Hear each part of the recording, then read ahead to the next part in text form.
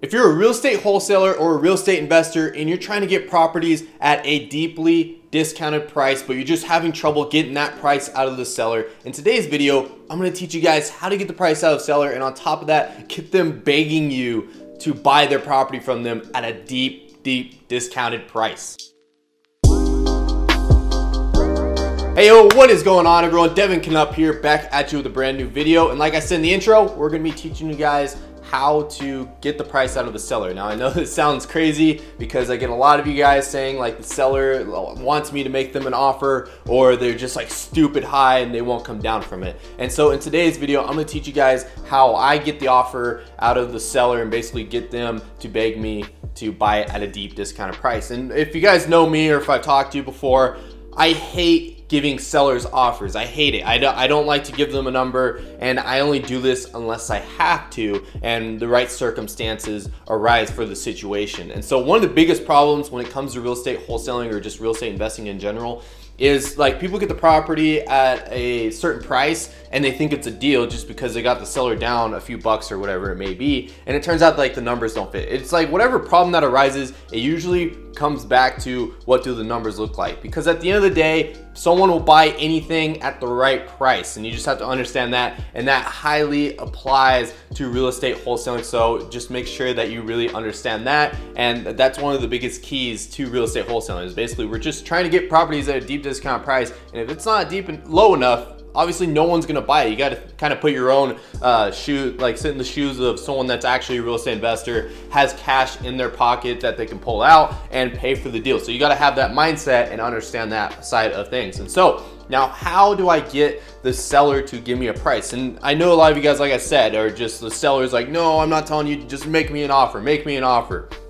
And I get that every day too. Don't worry. It's not just like I'm some sort of special being that's just not having this problem whatsoever. Everybody has this issue when it comes to wholesaling, but it's how you ask the right questions, and on top of that, kind of work as far as like the time frame goes of things. And so if you are ever talking to some sort of seller, what I highly recommend is you don't waste any time by really qualifying the lead. And the way that we do this, and I know a lot of other people do this as well, is basically we first of all figure out if they're distressed, figure out what their motivation is, why they need to sell the property, and then on top of that, the time frame when they need to sell, and on top of that, the price. And obviously this kind of goes in order. The price is the hardest one to figure out from the seller, and so this is the hardest one to get it at a discounted price. And you need to really understand that if all, like at least a couple of these don't fit the circumstances of the seller, or at least even just one of them, then chances are pretty high it's not going to be a deal, and you don't want to be wasting your time with these leads. And so basically,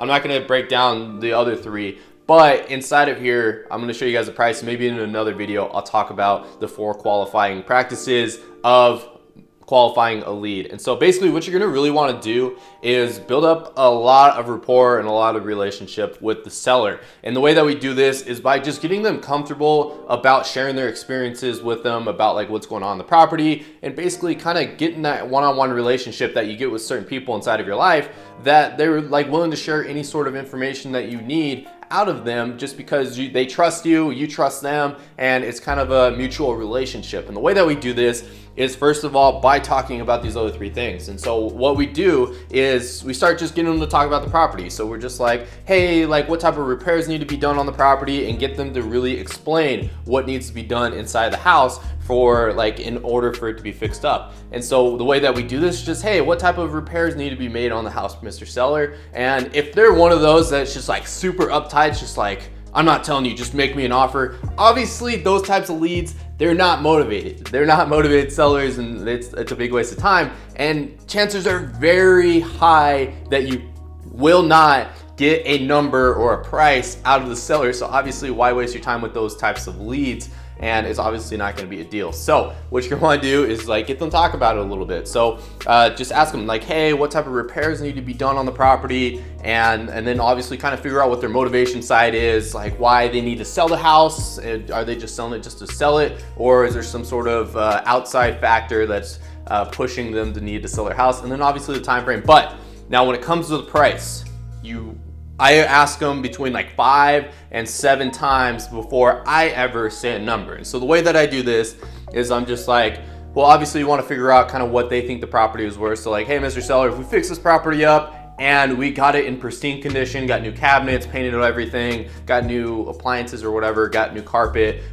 put new doors on everything, fix up the roof, put a new air conditioning in, whatever the case may be, whatever is needed, just completely up to date, what would this property sell for? And just kind of figure out that number. If they're just like, oh yeah, it'll be about like, let's say 200,000, and then just be like, no, like what would happen if it was like the most amazing house inside, like we just got it fixed up really nice, and like, oh, maybe like 220 or so. Okay, so now you got a good rough estimate. So in their head, they know what the property's worth if it's all fixed up, and if they know what the repairs are and they're telling you and like what it's gonna cost, and if they're thinking like, oh my gosh, there's all these different repairs that are needed on the property, then obviously they're gonna be thinking, man, that's a lot to do. And then be like, okay, so then simply you would just do all that and then get like a realtor to get it all fixed up, and then just go through the closing process and find a buyer, and really just point out all these factors. You want to point out everything that's a problem in this situation, everything that just seems like extra work or just something along the lines of it's going to cost more money and it's going to take a lot of time, and really just point out a lot of these factors. And so what I usually like to ask them as well, as far as like trying to figure out what the price is from the seller, is simply just something along the lines of like, if we could pay all cash and close quickly, what would be the best price we would consider? If we paid for all the closing costs and there'd be no real estate commission to pay or anything like that.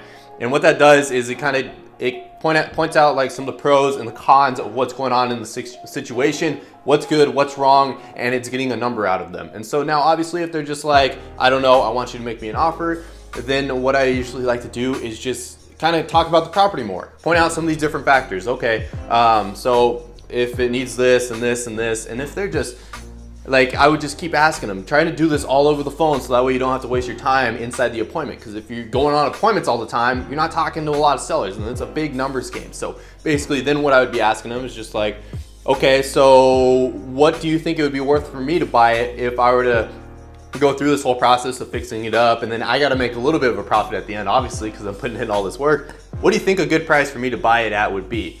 And if they're still not willing to give you a number, talk about the property a little bit more. Okay, Mr. Seller, build up some more relationship, more rapport.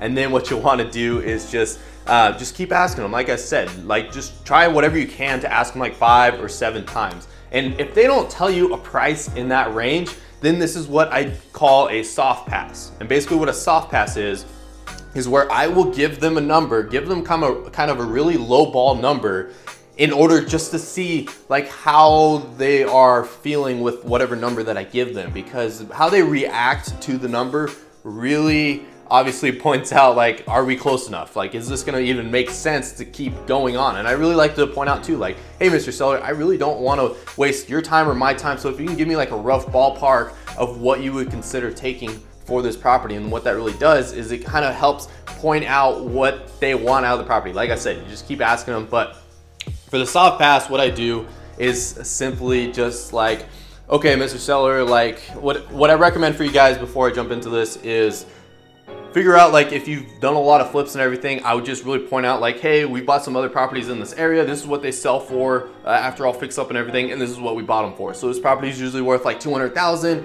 and we bought it for 80,000, had to put in this much work, and we were able to flip it for this much. Or if you don't do a lot of properties, you can also just be like using the comps and simply just point out, hey, so this is what it normally goes for. This is the repairs. This is what we normally offer for these types of houses. So that way they kind of feel like, oh, okay, so if this guy sells it for $80,000, then I guess 80,000 isn't too bad if that's what they did as well. And this kind of just builds up like a sense of social proof, kind of like social media and everything. And so with this, now if I like have to make an offer, what I usually like to do is just like that, just say that. Or another strategy that I use, it depends. This one's a little bit better belly to belly, but sometimes I do it over the phone as well. I usually, like I said, I don't go on appointments if we're like way off or they're not motivated, anything like that, and it doesn't make sense. So what I usually like to say is like, okay, Mr. Seller, so I'm not saying we could do this, but what if we did something along the lines of like 60,000, 65, 70,000? I'm not saying we could do it, but how does that sound to you, Mr. Seller? And kind of wait for their response and figure out how they feel about that number, and then kind of just play it off of that. If they're just like, let's say you want to go up to 80,000, like that's what you want to get under contract for, be like, okay, maybe like 72, 75, like what are you thinking? just try to do whatever you can to get this number out of them. And once you get the number out of them, if they're just like, no, I want to sell it for 180, obviously if we're at 80,000 or even like 90,000 and they want 180, we're on two completely different sides of the spectrum. It's going to be pretty damn hard to try to close this gap of the prices. You can't negotiate that. That's just not how it works. Negotiation works. That's so far off. That's such a big spread. And so with this, you need to understand that if you're too far off, then just follow up with them. And then so now, obviously, if they give you kind of close to where you are, maybe like 20,000 off, $10,000 off of where you need to be or where you want to be able to make profit on this deal, then go on the appointment, go meet up with them and go try to close up the deal. Just kind of explain everything that's going on. Make sure, like what I like to say is just like, okay, we just want to make sure that check on the condition of the property. So what time works best for you, and go out there and check it out. So that way they can understand that like you need to make sure that they told you the repairs correctly and everything. You don't want to just be signing up deals and then it turns out like everything's all bad and needs to do foundation and whatnot. So anyways, you go on the appointment. But if like you guys are worlds apart or they're just not motivated, they're not fitting any of these like 4 qualifiers, what you want to do and what we've found to work really well is follow up with them in like 90 days. Just give them a call back and try to see what they're willing to get out of the property. And this is where the money comes from, is following up with them.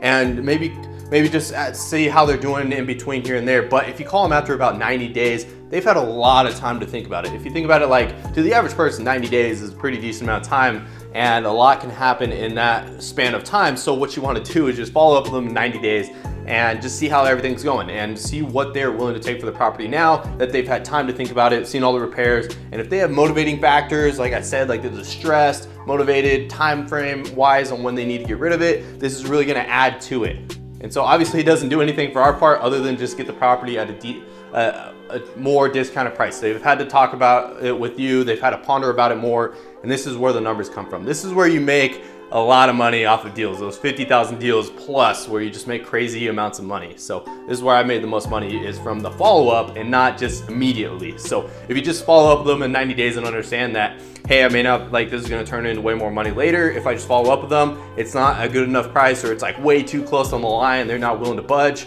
then obviously just follow up with them later and they will be ready to sell it to you at a deep discount. I know this seems kind of completely crazy, but there's some people that they sell it at such a deep price, like the motivation is high, or they just want to really help you out from getting rid of their property. Like they're just done with the circumstance, they've had time to think about it, and they want to be out of it. They're just tired of the circumstance. If you build up enough rapport, I've had sellers where they're just like, they're literally giving me the property away. They're just like, I just want this much, I'm done with it. I want you to make a lot of money on this, and I just want to move on from this point in my life. And so I know it seems completely crazy to a lot of you guys, but this is where, like I said, a lot of the big money comes from inside of real estate wholesaling. So kind of wrapping it up, just make sure that you qualify your leads and just do whatever you can to get the offer out of them. Ask them 5 or 7 times for them to give you a price, and if they can't, then do a soft pass.